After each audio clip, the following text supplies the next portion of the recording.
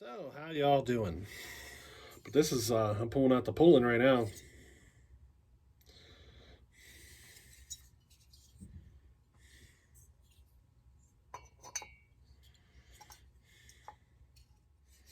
I wonder, what's the difference in piston size?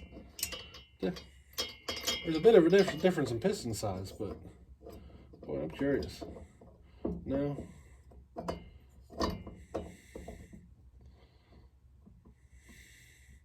The homemade bolt pattern is just a tiny bit wider. Got a lot of work here to do this Poulan.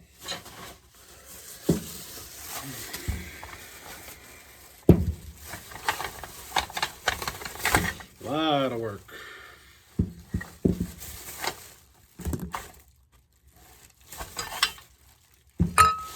Metal splinter in my finger and it is stabbing me just right.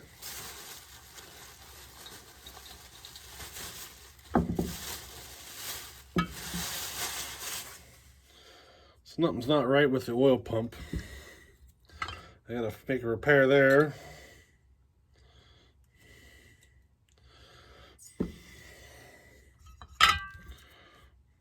Gotta get these seals out and replaced. A new bearings to install. I got so much stuff to do here that I don't know where to start. You know? Got a bunch of gaskets to make.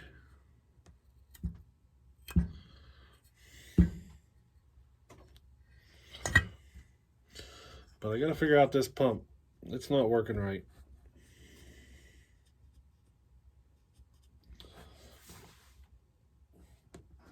This one just does not move. I wonder if it's just stuck.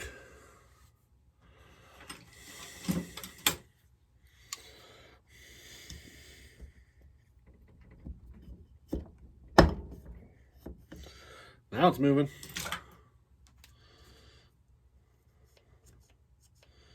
Yep, it was just stuck. Works good now.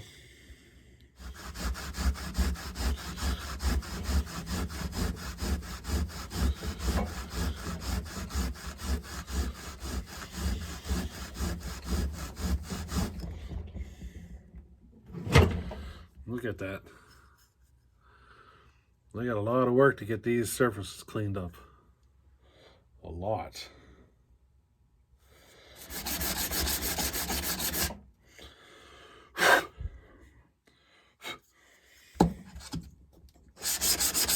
I don't think I'm the first person to do these, to do this particular gasket, but I think I'm the first person to clean it up. If you know what I mean.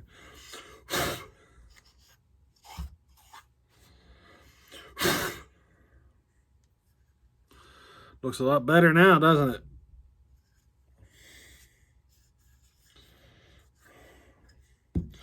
I gotta get the other half.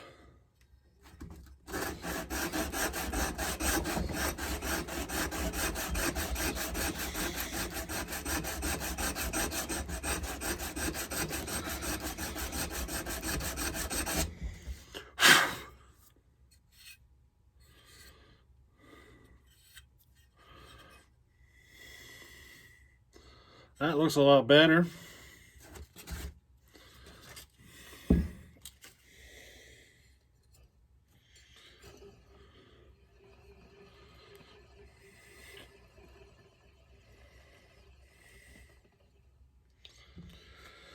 So I think I'm going to call it that for today.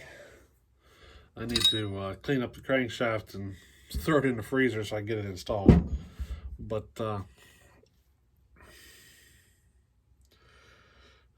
you know what's fun about doing these types of projects? After a few weeks, you forget how they go together. Go figure, right? It's no big deal. I'll just pull up an IPL and figure it out. It's not my first time, you know. I'm actually enjoying this. It's like a jigsaw puzzle, right? And I'm making the repairs as I go. Got the new bearing installed. I went ahead and used the OEM or the the new old stock home light bearing. That's the one I put in. And I'm pretty confident we're not going to have any trouble with it. You know, I just, for this one, I might as well use it. It's my last one. And after this, I got a whole stack of other ones that I'll figure out to use. The bearing actually went in really easy. I just stuck it in a vise and cranked it down. It slid right in.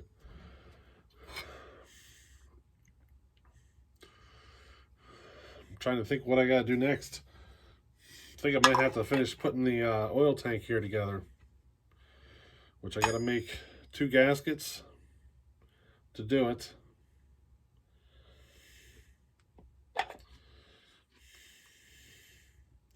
It's funny, we're going to port this saw, and I haven't got to the point of porting it yet. I haven't started looking at that yet.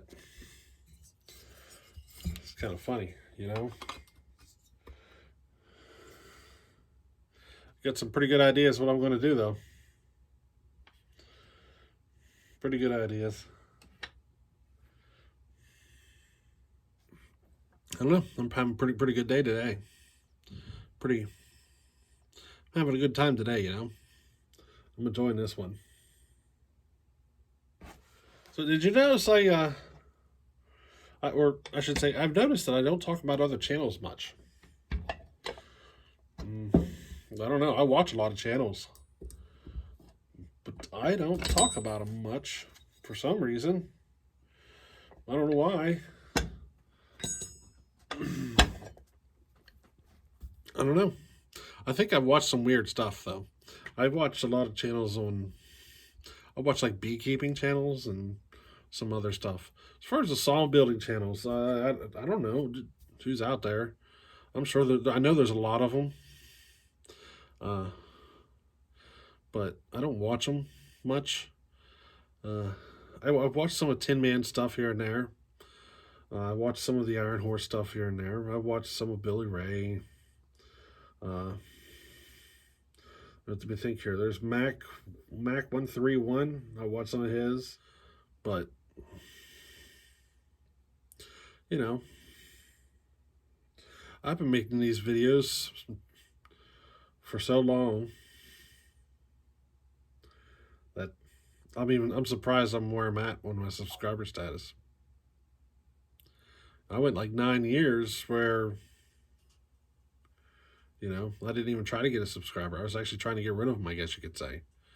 I was putting up videos. I'd get a couple of subscribers, but, you know, for like 9 years, I think I had like 10 subscribers for 9 years. Or after 9 years. I think I've been doing this longer than Billy Ray has, actually. You know, I was a flipper. I was just a saw flipper. I'd bring them in, do a couple of repairs, and sell them. But I don't know. I started getting attached to them.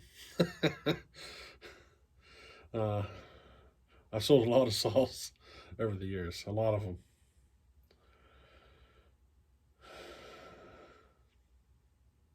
You know, hey, it is what it is. Going on 10 years of YouTube, and what, 1,000 subscribers are coming up. So, you know, well, it took me 10 years.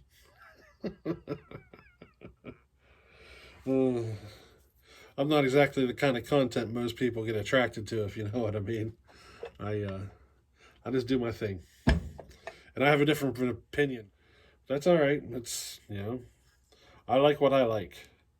I look at it differently, and I build them accordingly. You know, I have a different point of view, I guess. I think my hardest trouble is explaining my point of view.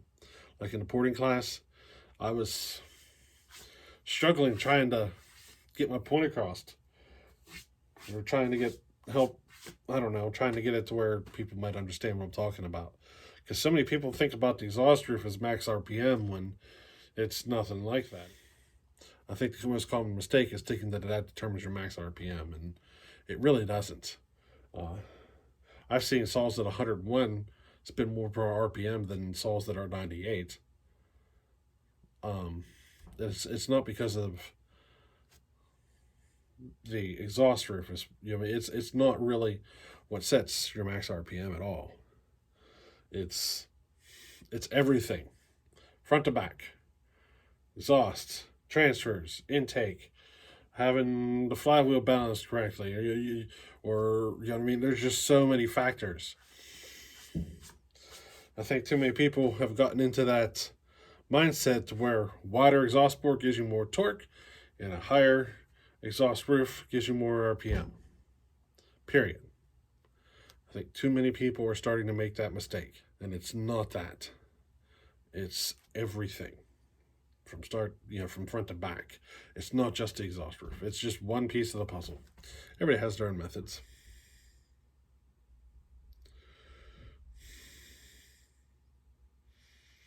Well, I think this all will run really well by the time we're done. But, you know, till the next time, guys, later.